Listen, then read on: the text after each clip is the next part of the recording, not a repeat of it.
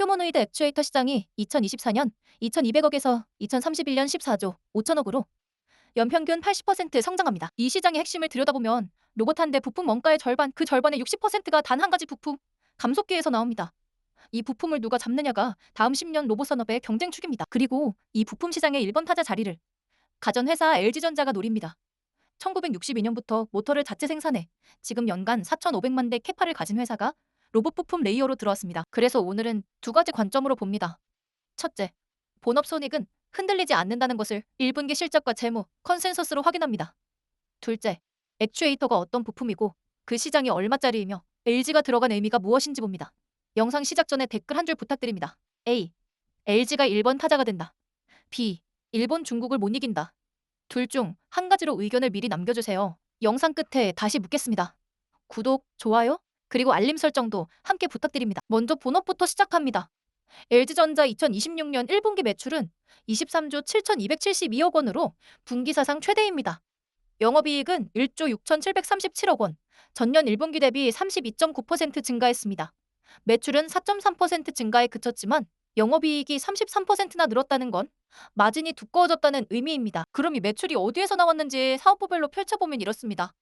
HS본부, 생활가전이 6조 9,431억으로 가장 큽니다.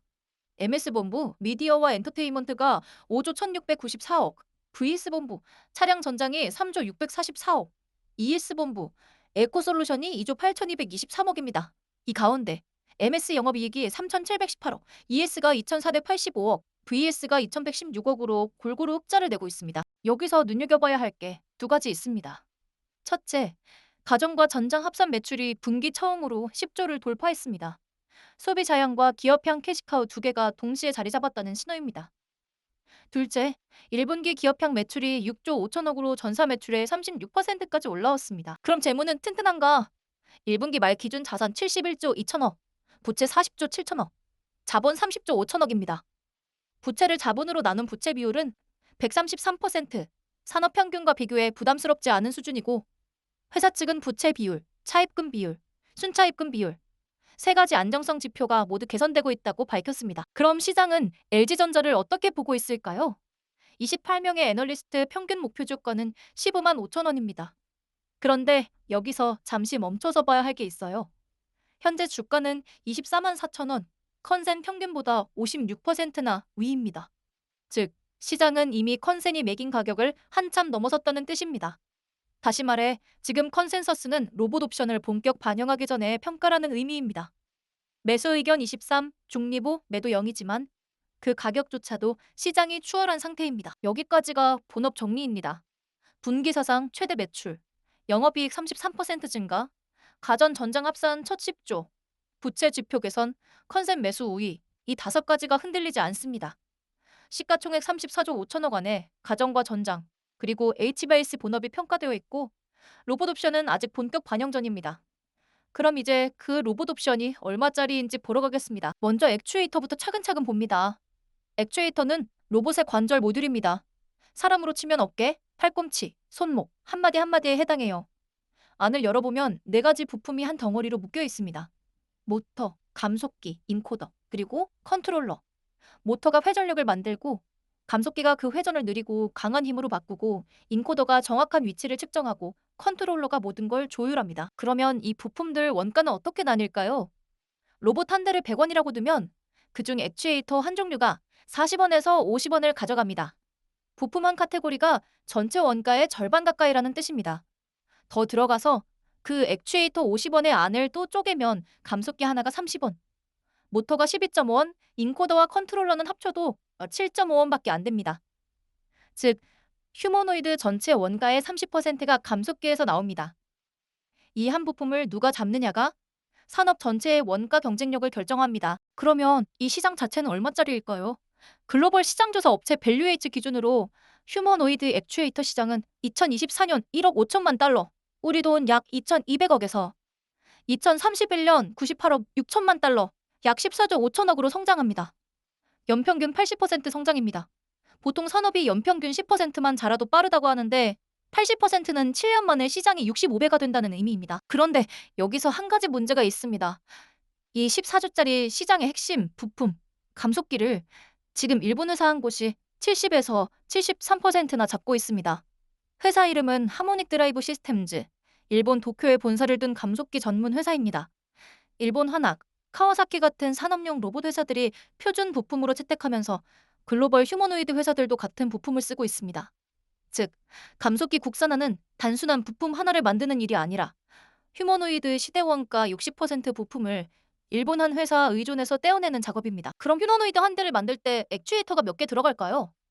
보통 25개에서 30개, 손동작까지 정밀하게 구현하면 50개를 넘깁니다. 한 대를 만들 때마다 작은 액추에이터를 50개씩 사야 한다는 뜻입니다.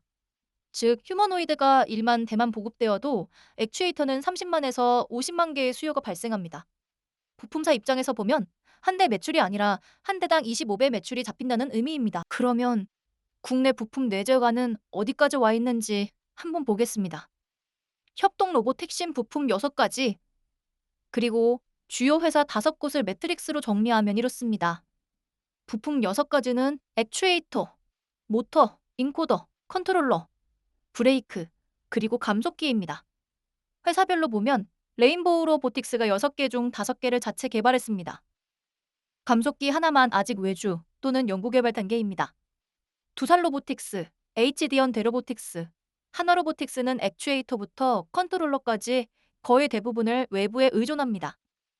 그리고 LG전자가 이번에 액추에이터와 모터, 감속기 강화를 들고 들어왔습니다. 모터는 이미 압도적이고 감속기는 내부 역량을 강화 중입니다. LG의 무기를 한 번 더 짚어보면 결국 모터입니다. 1962년부터 모터를 자체 설계하고 생산해왔습니다. 올해로 64년째입니다. 지금 5개국, 7개 생산기지에서 연간 4,500만 대 모터를 만들 수 있는 캐파를 가지고 있습니다. 4,500만은 스타트업이 몇 년 안에 따라잡을 수 있는 숫자가 아닙니다. 모터와 드라이버 설계 생산은 이미 내재화돼 있고 감속기 내부 역량을 강화하고 있습니다. 감속기까지 내부에서 양산하면 액추에이터 한 덩어리를 외주 없이 만들 수 있게 됩니다. 그래서 발표된 게 LG의 액추에이터 브랜드 엑시엄입니다. 올해 1월 라스베이거스 가전 박람회에서 공개됐고 류재철 LG전자 대표가 직접 로드맵을 발표했습니다. 첫째, 2026년 상반기 경남 창원 공장 파일럿 라인에서 초도 양산. 둘째, 2026년 중에 자사가정용 로봇 LG 클로이드에 직접 적용. 셋째, 2027년부터 글로벌 테크 회사들에게 핵심 부품을 외부 공급 시작. 마지막으로 2030년까지 산업용 고토급 부문으로 확장. 글로벌 토털 액추에이터 솔루션 공급사가 되겠다는 목표입니다. 여기서 한 가지 관점을 더 짚고 가야 합니다. 같은 부품 시장이라도 레인보우 로보틱스와 LG전자는 들어가는 길이 완전히 다릅니다. 레인보우는 카이스트 휴보 출신 스타트업이 핵심 부품을 한 개씩 자체 개발해 위로 쌓아 올린 경로입니다. LG는 이미 거대한 가전 제조회사가 모터라는 인접 부품에서 출발해 액추에이터로 수직 통합해 내려오는 경로입니다. 둘은 경쟁자이기도 하지만 국내 부품 생태계 관점에서는 양쪽 모두 일본 의존을 끼는 보안 구도입니다. 그럼 비교 상대들의 현재 체급은 어떨까요? 두산 로보틱스는 2025년 매출 330억, 영업손실 595억입니다. 2015년 설립 이후 11년 연속 적자, 누적 손실이 1938억으로 2천억 가까이입니다. HD현대로보틱스는 매출 2,095억, 영업이익 25억으로 산업용 위주로 소폭 흑자입니다. 하나로보틱스는 적자 177억 이후 300억 자금을 수혈받았습니다. 참고로 LG전자는 분기 매출만 23조 7천억으로 협동로봇 3사 합산의 100배가 넘는 체급이라 같은 차트에 두기 어려울 정도입니다.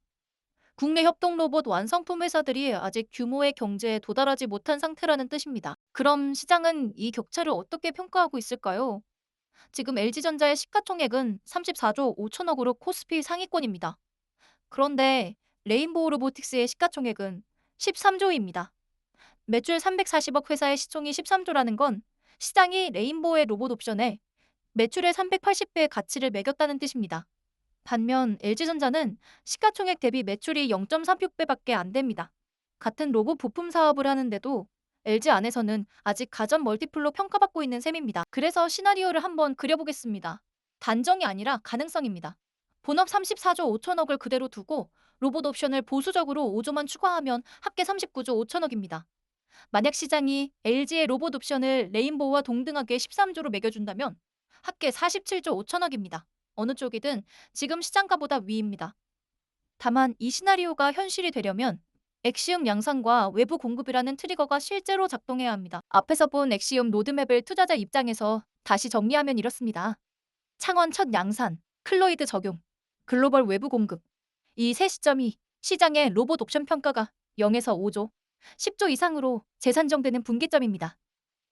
첫 매출 인식 시점이 가장 큰 트리거가 될 거고, 그 다음은 외부 공급 첫 계약입니다. 영상 시작에서 사전 투표를 부탁드렸습니다. LG가 1번 타자가 된다. B 일본과 중국을 못 이긴다. 영상 보시면서 의견이 바뀌셨다면 다시 한번 댓글로 남겨주세요. 다음 영상에서 정리해서 보여드리겠습니다. 좋아요와 구독, 알림 설정이 큰 도움이 됩니다. 감사합니다.